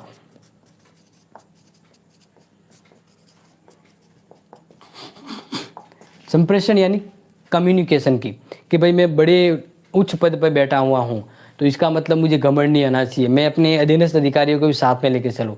तो एक नेतृत्व करता है, अगर वो कुछ कहे तो उसके अंडर में सभी अधिकारी उसकी बात सुने, ऐसा गुण होना चाहिए, ऐसा अभिव्यक्ति होनी चाहिए एक नेतृत्वकर्ता के बाद। जैसे अगर बात करें कि अगर वर्तमान में मैं किसी का नाम नहीं लूँगा, अगर एक विभाग में एक प्रमुख लीडर है उसका, अगर वह सबका सहायता लीडर है और वो जो कहता है तो उसकी पूरी टीम सुनती है। तो इस तरह से एक लीडरशिप के पास ये काबिलियत होनी चाहिए कि वह जब कहे तो उसकी पूरी टीम सुने, क्योंकि सफल नेतृत्व ही सफल प्रशासन को बनाता है। तो संप्रेषण की योग्यता होनी चाहिए। संप्रेषण का मतलब कम्युनिकेशन, कि भाई उनकी हम सुने और वो हमारी सुने, तभी तो सफल होगा कोई काम। इसके अलावा हम बात करें तो सबसे ज़रूरी है अच्छा निर्णय।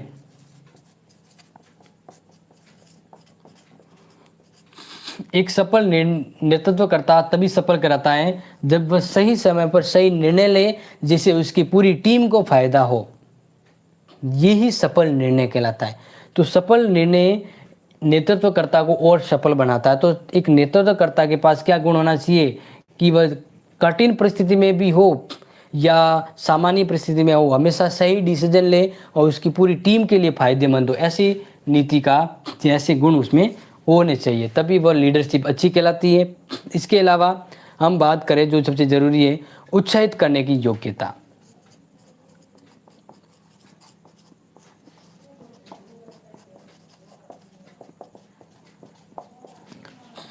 उत्साहित का मतलब था मोटिवेशन। जैसे एक स्कूल के अंदर प्रिंसिपल है, वह उसके अंडर में मान लीजिए 20 जने काम करें, तो एक प्रिंसिपल उसमें ये अच्छा गुण होना चाहिए कि जब कोई एक स्टाफ अच्छा काम करा तो उसको पीठ थपथपाना करना कि वाह भाई वाह बढ़िया काम किया। तो इस तरह से उसको और अच्छा कार्य करने का मोटिवेशन मिलता है और दूसरे सीखते हैं कि भाई इसने अच्छा किया तो मैं भी अच्छा करूँ। तो लोक प्रशासन के अंतर्गत जो भी लोक प्रशासनिक अधिकारी, जो सेवक जो होते हैं गवर्नमेंट सर्वेंट, वे एक लीडर के रूप में काम करें तो उसका लीडर जो हो वह काबिल तारीफ होना चाहिए और उसमें ये टैलेंट, इसे योग्यता होनी चाहिए कि उसके अंडर में काम करने वाले व्यक्तियों को प्रोत्साहित करे, ठीक है ना, उत्साहित करे, उसमें जोश उत्पन्न करे और जब अच्छा कार्य करे तो उसे शाबाशी, सम्मान और तालियों से स्वागत करे। तो अच्छा काम, अच्छी नेतृत्व की ये गुण है वो देखी जाती है। नेक्स्ट बात है तो उत्तरदायित्व और अनुभव। उत्तरदायित्वशील योग्यता होनी चाहिए और एक अच्छा नेतृत्व तभी सफल होता है जब वह अनुभवी होता है। यानी कहते हैं ना, किसी के जैसे बाल सफ़ेद होते तो उम्र का तकाजा होता है।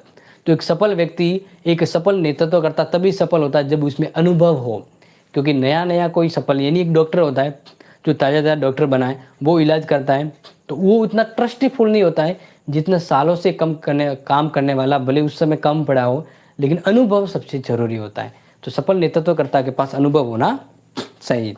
तो आपके एग्ज़ाम में आने वाले मैंने ये नेतृत्व के पॉइंट क्लियर करवा दिए, ठीक है।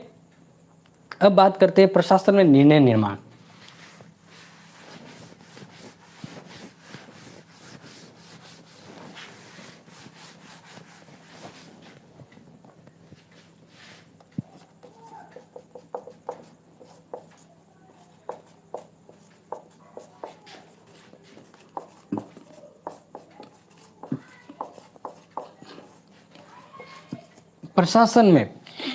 प्रशासन से आपको पता होगा, जैसे सरकार का एक प्रशासन पूरा जो चलता है, जिसमें सरकार के विभिन्न विभाग, सरकार के विभिन्न अंग, कार्यपालिका, व्यवस्थापिका, न्यायपालिका, फिर ये जो काम करते हैं इनके नीचे अंडर में विभाग होते हैं, विभाग के मंत्री प्रधान होते हैं, फिर ये मंत्री इन कार्यों को अपने स्थायी कर्मचारी, नौकरशाह यानी लोक सेवक, गवर्नमेंट सर्वेंट्स के द्वारा काम करवाती है।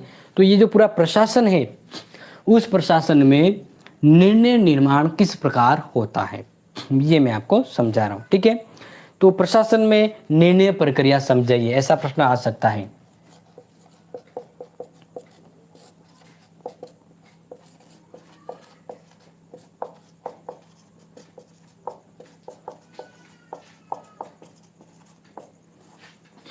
ठीक है, प्रशासन के अंतर्गत निर्णय प्रक्रिया किस प्रकार से निर्णय लिए जाते हैं उसके बारे में आपको समझाने वाला हूँ, ठीक है।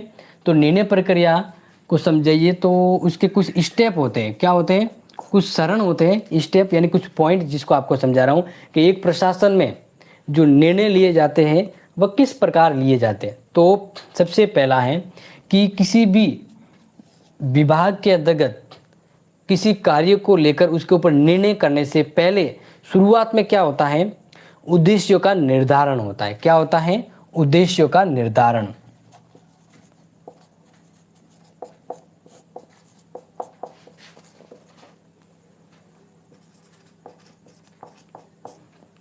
आपको पता है कि जैसे मान लीजिए एक वित्त विभाग है, क्या है, वित्त विभाग है।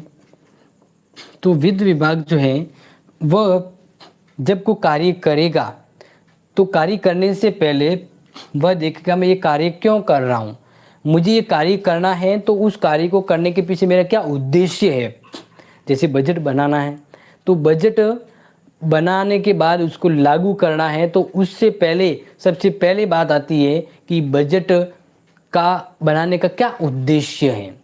तो जब कोई निर्णय लिया जाता है तो निर्णय लेने से पहले ये देखा जाता है कि इस निर्णय लेने की क्या ज़रूरत है, निर्णय के क्या उद्देश्य है, पहले तो वो देखा जाता है। यानी निर्णय निर्माण प्रक्रिया में सबसे पहले होता है उद्देश्य का निर्धारण करना कि हम कोई काम कर रहे हैं तो इसके पीछे हमारा क्या उद्देश्य है। इसके बाद समस्या की व्याख्या करना।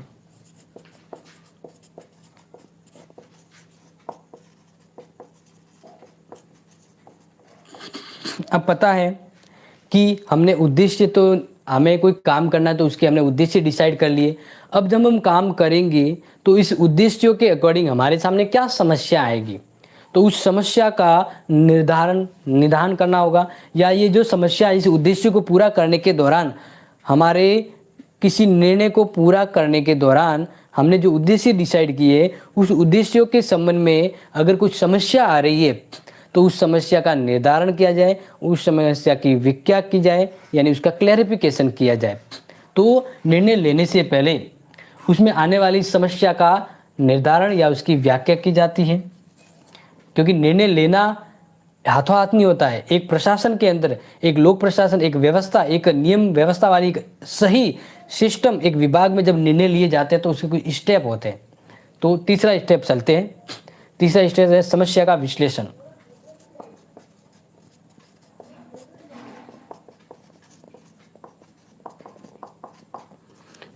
देखिए, समस्या का विश्लेषण का मतलब होता है जैसे उद्देश्य डिसाइड किए थे, उस उद्देश्य के संबंध में जो समस्या आई थी उसकी व्याख्या भी कर ली, लेकिन उस समस्या का विश्लेषण करना होगा कि इस व्याख्या के अंतर्गत जो जो यानी कहते हैं विश्लेषण का मतलब होता है कोई समस्या उसको टुकड़ों में तोड़ के हर एक पॉइंट पे बराबर डिस्कस करना और उसका निर्धारण करना।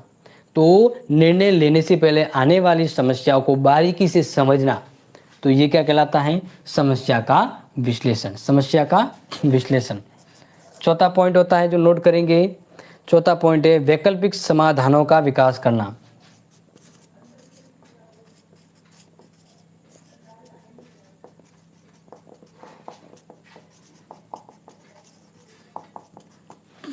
मतलब हमें जो निर्णय लेना था, जैसे मान लीजिए ये एक विभाग है, इस विभाग को जनता के लिए कोई डिसीजन लेना है, जनता के लिए कोई निर्णय करना है। क्या करना है, निर्णय करना है। तो इस विभाग को जनता के लिए कोई निर्णय करना है, तो क्यों निर्णय करना है, तो इस विभाग को जनता के लिए करना है तो पहले उद्देश्य डिसाइड होंगे, फिर उससे संबंध में जो समस्या आ रही है उस समस्या के ऊपर डिस्कस किया जाएगा, उसका विश्लेषण किया जाएगा। फिर मान लीजिए जैसे एक चीज़ बताऊं आपको कि वर्तमान में हमें मान लीजिए जनता के लिए कोई काम करना है, तो उसके सामने जो समस्या आई थी हमारे सामने, जैसे ये समस्या थी, ठीक है, तो इस समस्या का हमने क्लेरिफिकेशन किया। अब क्लेरिफिकेशन करने के बाद जो समस्याएं थी वो ख़त्म हो गई। अब हमें निर्णय लेना है, तो इसलिए अब हमारे सामने ये 3 ऑप्शन है, इन तीनों में से हमने बेस्ट ऑप्शन का चूज करना है ताकि उसी पर हम कार्रवाई करें। होते ना कोई भी जैसे उत्तर देते हम, आपको पता है जैसे आपने पर्यावरण का जो एग्जाम दिया होगा तो अभिसद वाला आता है, तो 4 ऑप्शन होते हैं, यानी हमें निर्णय लेना होता है, तो 4 में से एक ही सही होता है। तो इस तरह से ये काम करता है कि विकल्प साधनों का विकास करना। तो पहले हमें ऑप्शन ढूंढना है कि हमें हमारा निर्णय लेना है, तो उसके लिए हमारे सामने सही तरह से कौन कौन सी नियम होंगे जिन नियमों को फॉलो करते हुए हमें सही निर्णय तक पहुंच जाए, ठीक है। तो फिर हमें क्या करेंगे, विकल्पों का विकास करेंगे। और इसके बाद जो 5वां आएगा वो है विकल्पों की छंटनी।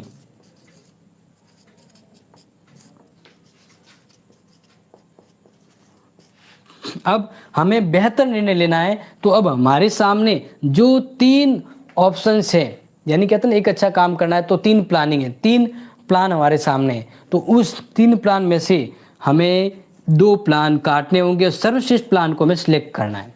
यानी विकल्प ऑप्शन में से सही ऑप्शन को सिलेक्ट करना है और उसी ऑप्शंस को अपनाते हुए उस पर काम शुरू करेंगे। तो हम क्या करेंगे, सटनी करेंगे, ठीक है ना।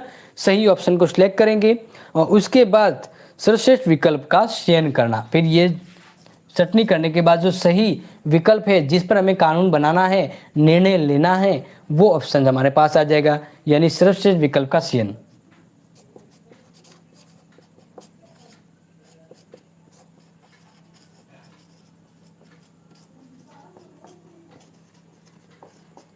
तो हमने सही विकल्प का चयन कर लिया। अब ये हमारा सही विकल्प है, यानी निर्णय लेने के अंतिम स्टेज तक हम पहुंच गए कि हमने सही निर्णय लेने के लिए सही विकल्प को चयन कर दिया।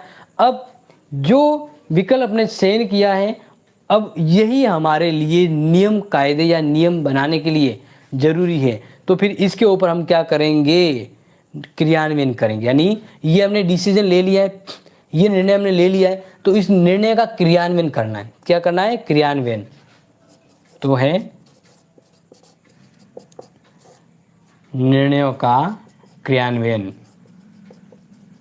क्या करेंगे, क्रियान्वयन करेंगे। और इसके बाद लास्ट स्टेप में आता है प्रतिपुष्टि, फीडबैक कहते हैं ना।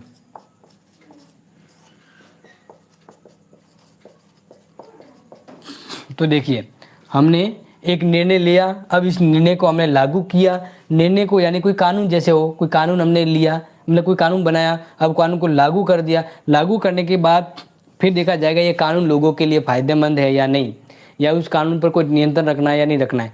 तो इस तरह से ये वो स्टेप है जो एक लोक प्रशासन में निर्णयों का निर्धारण करती है। यानी लोक प्रशासन में निर्णय लेने की प्रक्रिया क्या होती है, ये प्रक्रिया होती है।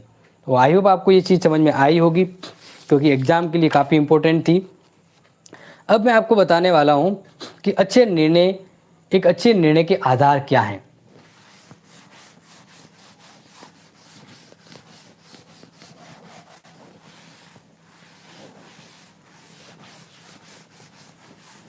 एग्ज़ाम के लिए जो कंटिन्यू पढ़ रहे हैं वही सफल होंगे, यानी लंबी रेस का घोड़ा।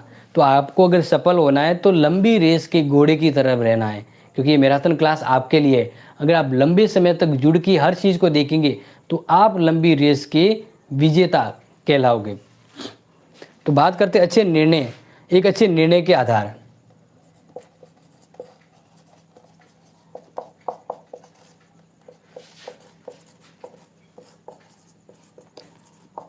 क्योंकि अपने निर्णय के आधार टॉपिक है, तो एक अच्छा निर्णय कब लिया जाता है, एक अच्छा निर्णय लेने के क्या बेसिस है।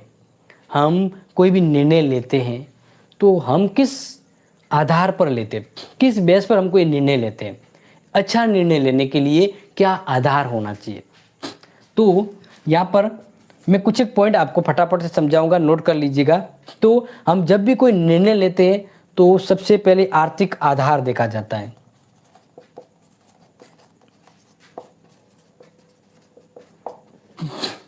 आपको पता है कि आपका परिवार मान लीजिए कि मीडियम कैटेगरी का है, तो फिर आपको इस परिवार में रहते हुए अपनी पढ़ाई भी शुरू रखनी है। तो इसके दौरान आप सही संसाधनों का उपयोग करेंगे, या आप ऐसा करेंगे नहीं मैं तो 4 व्हीलर लूँगा, उस पे गाड़ी पे रोज़ जाऊँगा, पढ़ने जाऊँगा, पार्टी करूँगा, मस्ती करूँगा। तो इस तरह से आपके ये निर्णय आपको कभी सफल होने नहीं देंगे।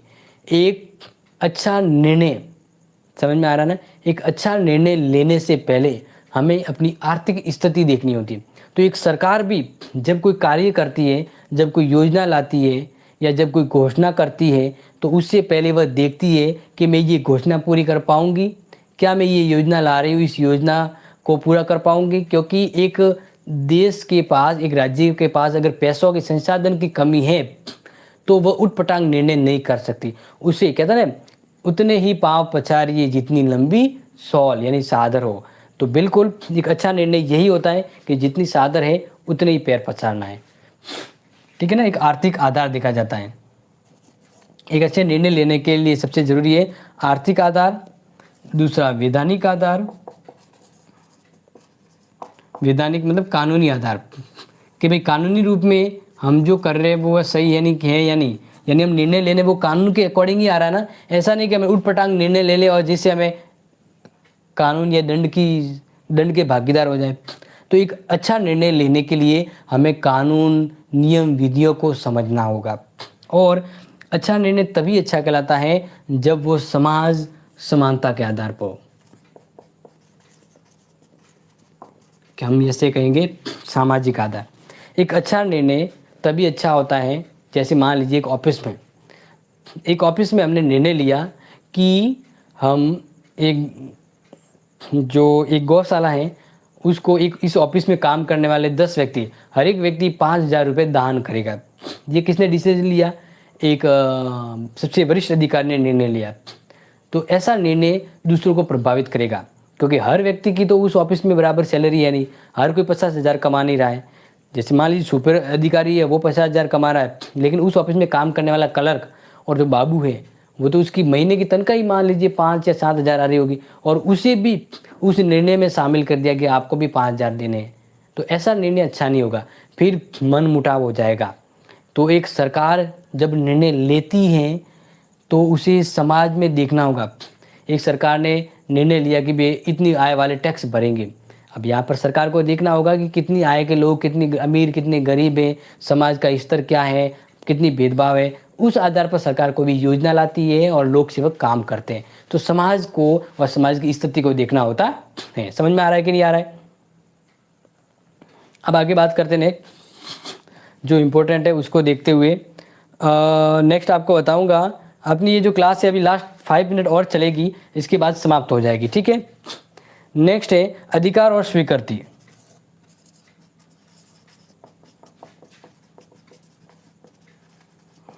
हमारा निर्णय तभी सफल होता है जब हम कोई निर्णय ले तो वो हमारे अधिकार में होना चाहिए, यानी हमारे अधिकार में तो नहीं और हमने निर्णय ले लिया, ऐसा थोड़ी होता है।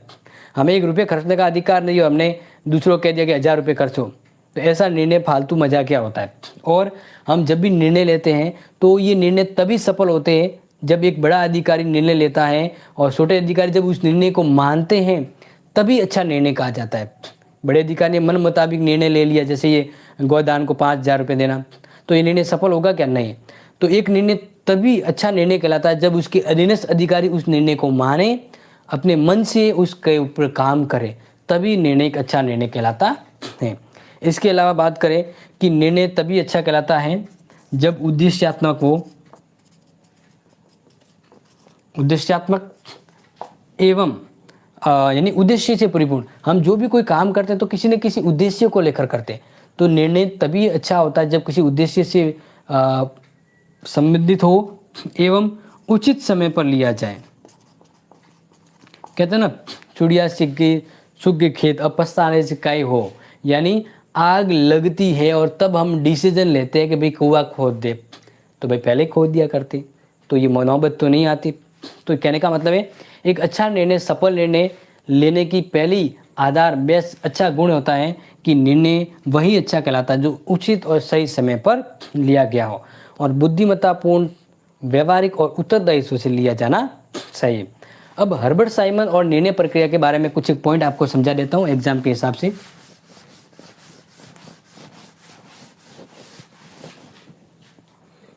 हर्बर्ट साइमन,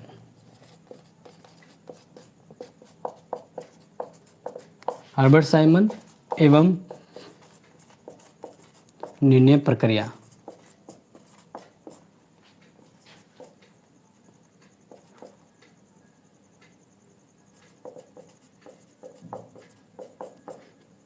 मुझे ऐसा लग रहा है कि ये प्रश्न अगर पिछली बार नहीं आया तो इस बार ये प्रश्न आ सकता है। 100% मतलब 100 लिख दिया है, 100% लिख दिया है, तो इसका मतलब आने वाला है। अब पूरा यानी बड़ा प्रश्न आया नहीं, छोटा प्रश्न भी आ सकता है। तो हर्बर्ट साइमन के अकॉर्डिंग निर्णय प्रक्रिया क्या है, किस प्रकार से निर्णय लिए जाते हैं, तो हर्बर्ट साइमन ने निर्णय के ऊपर अपने विचार दिए, उस विचारों को हम समझेंगे। तो सबसे पहले ध्यान रखना कि हर्बर्ट साइमन ने एक पुस्तक लिखी जो मैंने कल शायद बताया था आपको, एडमिनिस्ट्रेटिव बिहेवियर।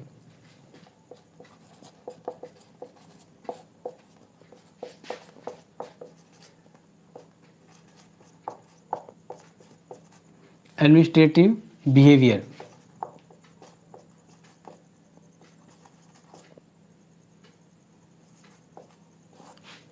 ठीक है, तो ये हर्बर्ट साइमन की पुस्तक है। इसके अंतर्गत हर्बर्ट साइमन ने निर्णय प्रक्रिया के अंतर्गत अपने विचार दिए। निर्णय प्रक्रिया के अंतर्गत तो हर्बर्ट साइमन ने निर्णय प्रक्रिया के अंदर जो विचार दिए हैं वो काफ़ी इम्पोर्टेंट है, और इसीलिए उसने निर्णय प्रक्रिया में मूल्यों के संदर्भ मानव व्यवहार का विश्लेषण किया है।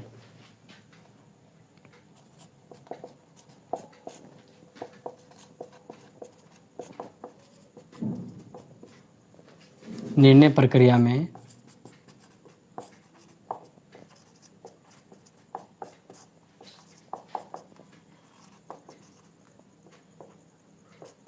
मानव व्यवहार।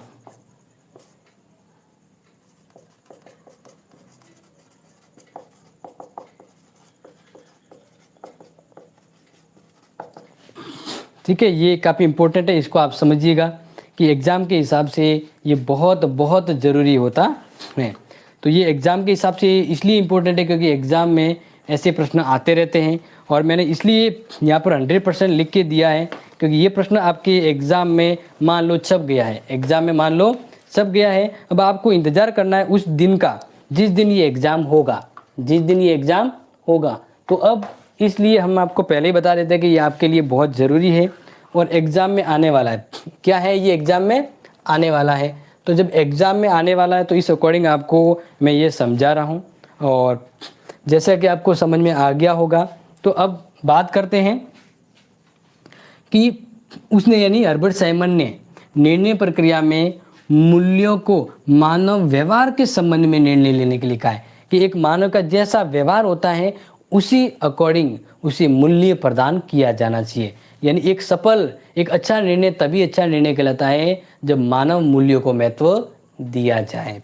ठीक है, तो इस तरह से साइमन ने कहा है कि प्रशासन कार्य करने की एक कला है। क्या कहा?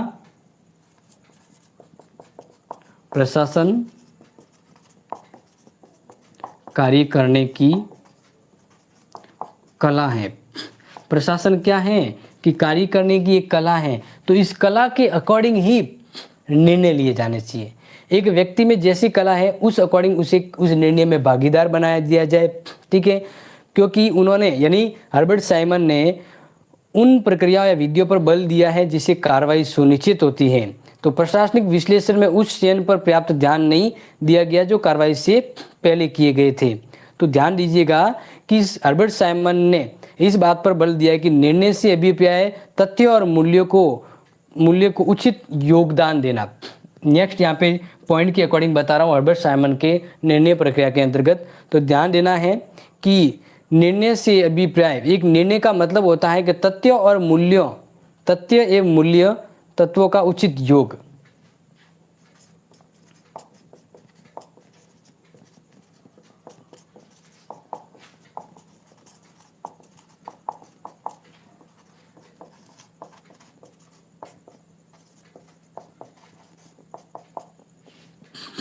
हर्बर्ट साइमन ने कहा कि हमें एक निर्णय लेना है तो हमें सिर्फ मूल्यों पर ही ध्यान नहीं देना, तथ्यों पर भी ध्यान देना। यानी हमें कोई भी निर्णय लेना है तो वैल्यूज नहीं, फैक्ट को देखना पड़ेगा, फैक्ट, तत्व। ठीक है, तो एक अच्छा निर्णय, सफल निर्णय और एक अच्छा निर्णय तभी कहलाता है जब हम उसमें तथ्य और मूल्यों को समावेश करें। यानी तत्व और मूल्य दोनों का योग जब होता है तभी वह निर्णय कहलाता है। ये बात किसने कही? हर्बर्ट साइमन ने कही। यानी इस अकॉर्डिंग ये कहना चाहते हैं एक निर्णय लेने के लिए तथ्य और मूल्य दोनों का समावेश होना चाहिए। तो साइमन के अनुसार प्रत्येक निर्णय अनेक तथ्यों और अनेक मूल्यों या वक्तव्यों का परिणाम होता है। ठीक है ना, एक जो निर्णय होता है ना तो उस निर्णय के पीछे मूल्य और तत्व दोनों जुड़े होते हैं, इन दोनों की वजह पर ही एक निर्णय कहलाता है। तो इस तरह से साइमन के अनुसार निर्णय लेने की आवश्यकता उस समय उत्पन्न होती है जब व्यक्ति के पास किसी कार्य को करने के लिए बहुत सारे विकल्प होते हैं। तो ध्यान दीजिएगा, निर्णय की आवश्यकता मनुष्य को विकल्प के समय होती विकल्प के समय, विकल्प मतलब ऑप्शन। यहाँ पर देखिए आपको निर्णय लेना होता है, तो निर्णय लेना होता है मतलब आपके सामने 2 4 ऑप्शन होते हैं तभी तो निर्णय लेता है। जैसे मान लीजिए अब मैं बात करूँ, आप 12th पास हुए थे, तब आप सोच रहे थे कि मैं कॉलेज करूँ या BSTC करूँ या कहीं जॉब पे लग जाऊँ। तो इस तरह आप निर्णय ले रहे थे, तो उस समय आपके पास ऑप्शंस थे। क्या थे? ऑप्शंस थे। यानी निर्णय तब लिए जाते जब ज़रूरत हो। तो हर्बर्ट साइमन करें कि बिना ज़रूरत के निर्णय नहीं होते और निर्णय सफल भी नहीं होते। जब व्यक्ति को ज़रूरत होती है उस समय उसके पास ऑप्शंस होते हैं, उसी ऑप्शंस के अकॉर्डिंग उसे सही ऑप्शंस को निर्णय के तहत लेना चाहिए। तो हर्बर्ट साइमन की बात इंपॉर्टेंट है कि निर्णय की आवश्यकता मनुष्य को विकल्प के समय होती है। ऐसा नहीं बिना विकल्प के निर्णय लेते, नहीं, विकल्प होने आवश्यक होते, इन्हीं विकल्पों पर निर्णय लिए जाते हैं। और व्यक्ति को सटने की प्रक्रिया के माध्यम से केवल उचित विकल्प चुनना होता है। जैसे मैंने बताया था कि विकल्प होते हैं जैसे 1 2 3 4, इन चारों में से अच्छा विकल्प का चयन करेगा। जैसे ये काट दिए, उनको पता है इससे जाए नहीं, तो इस तरह से एक व्यक्ति तभी निर्णय लेता है जब उसके पास विकल्प हो और वह जरूरत के समय उन विकल्पों में से सही विकल्प का चयन करता है, तो वो निर्णय कहलाता है। तो इस तरह से हर्बर्ट साइमन ने अच्छी बात कही है कि एक व्यक्ति तभी निर्णय लेता है जब उसे जरूरत होती है। तो साइमन के अनुसार निर्णय निर्माण प्रक्रिया किस पर आधारित होती है? तार्किकता पर।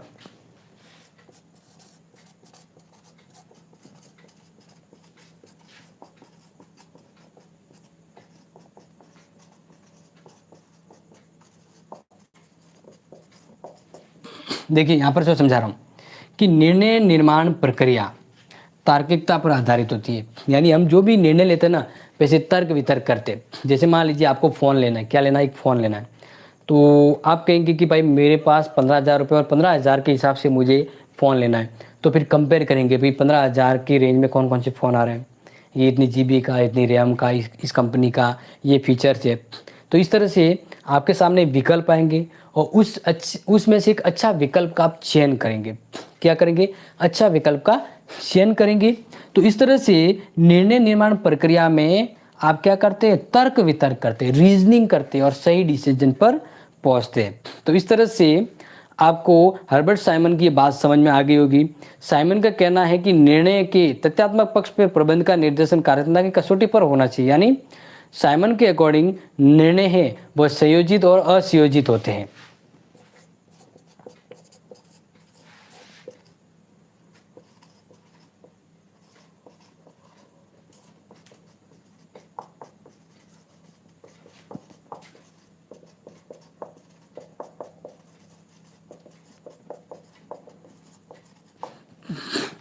यहाँ पर देखिए साइमन ने कहा कि जो निर्णय है एक तो संयोजित होते एक असंयोजित होते। ये अपना अभी लास्ट है, इसके बाद ये क्लास तो एंड हो जाएगी, ठीक है। तो अभी मैंने आपको क्या समझाया कि साइमन के ये एग्जाम में आने वाले प्रश्न हैं, साइमन के अकॉर्डिंग निर्णय प्रक्रिया क्या है समझाइए। तो ये हाईलाइट पॉइंट मैंने आपको नोट कर लिए, इसी को आपको समझाना है। तो साइमन ने निर्णय संयोजित व असंयोजित प्रकार के बताए। यानी निर्णय है वो 2 कैटेगरीज वाइज होते हैं। यहाँ पे कहने का मतलब है कि संयोजित निर्णय वो होते हैं जो निर्णय दोहराए जाते हैं। ऐसे निर्णय जिसको निर्णय प्रक्रिया में अपनाया जाता है या प्रत्येक निर्णय पर अलग से विचार करना आवश्यक नहीं होता है। एक ही समय में प्लानिंग के साथ निर्णय लेते हैं तो वह निर्णय संयोजित निर्णय कहलाता है, ठीक है। इसी तरह से बात करें कि ऐसे निर्णय गणितज्ञ या कंप्यूटर आधारित तर्क वितर्क के आधार पर होते हैं, जबकि असंयोजित निर्णय क्या है? असंयोजित निर्णय नए तथा अनुबंध होते हैं। कोई पहले से तैयार पद्धति या उपलब्ध नहीं होता, प्रत्येक प्रश्न या मसले पर अलग से विचार होता है। तो ऐसे निर्णय जो अलग अलग समय पर अलग अलग निर्णय लिए जाते हैं कि जब परिस्थिति आई उस समय अलग निर्णय लिया, तो वो असंयोजित। यानी सिंपल थिंग है कि एक निर्णय प्लानिंग के साथ लेते हैं, एक निर्णय हाथों हाथ उटपटांग तरीके से लेते हैं। तो इस तरह से निर्णय की अलग अलग कैटेगरीज होती है। तो हर्बर्ट साइमन के अकॉर्डिंग निर्णय प्रक्रिया के बारे में आपको समझ में आया होगा। तो हर्बर्ट साइमन के मॉडल में ये बड़ा ही इंपॉर्टेंट तर्क है कि साइमन के मॉडल में जो निर्णय प्रक्रिया है वो उपयोगी और यथार्थवाद दृष्टिकोण पर आधारित है।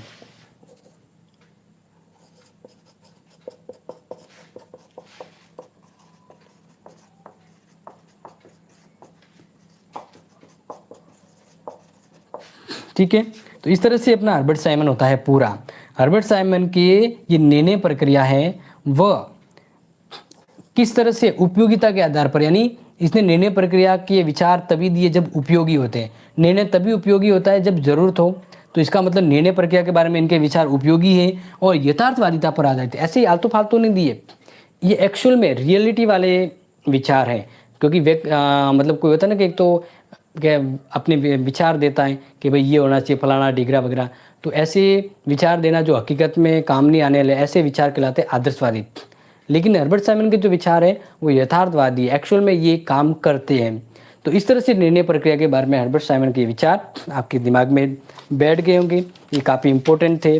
अब नेक्स्ट आपको कल मिलेंगे, तब आगे बात करेंगे। तब तक के लिए आपको इस टॉपिक से संबंधित कोई भी डाउट है तो बिल्कुल निसंकोच आकर आप मुझसे पूछ सकते हैं, कमेंट कर सकते हैं। बाकी आपका एक काम है, इस वीडियो को आगे लाइक शेयर और सब्सक्राइब करें। Thank you, have a nice day.